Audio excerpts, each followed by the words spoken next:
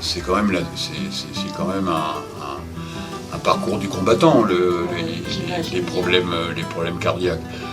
Donc quand vous avez des gens qui derrière en fait sont à même de vous prévenir des problèmes éventuels que vous pourriez rencontrer si jamais vous ne faites pas ce que je viens de vous dire précédemment, c'est-à-dire une prise en charge extrêmement rapide, vous pouvez déjà, en fait, première chose, c'est décéder. Ça arrive souvent, même encore maintenant. Parce que quand vous appelez les pompiers, moi je peux vous dire parce que je les ai appelés 4 fois, donc quand vous leur dites que vous avez déjà été atteint d'un infarctus, ils sont là dans les 3 minutes.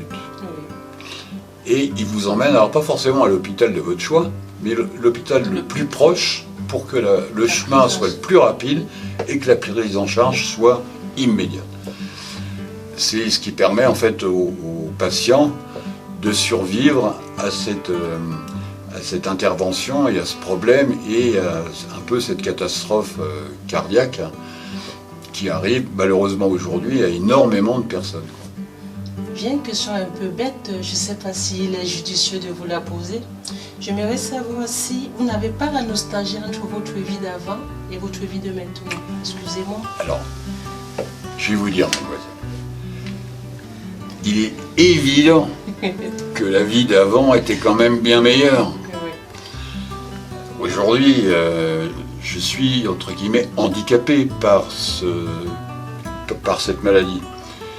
Quand je vous ai dit que je ne pouvais plus marcher quand il y a des côtes, porter des poids, la dernière fois j'ai été invité chez une amie en fait, qui était au 4e étage, je ne peux pas monter 4 étages. C'est un handicap. Donc c'est un handicap. Donc il faut vivre avec. Il faut l'accepter et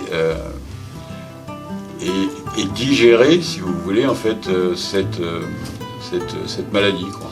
Comme on dit au sud de la France, MED, parce que très bientôt vous êtes en attente d'une greffe. Oui.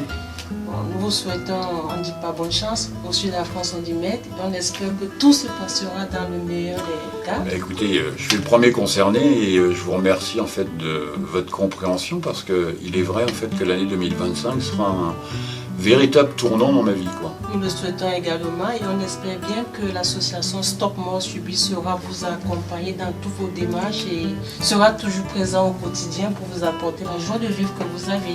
Bah, écoutez, moi, du moment où j'ai rencontré les responsables de l'association Stop Mort Subite, j'ai senti un réconfort et une aide permanente. Donc je crois que il est très important en fait que les personnes se rapprochent de cette association à partir du moment où ils se trouvent dans une situation peut-être pas aussi lourde que ma pathologie, mais s'en rapprochant.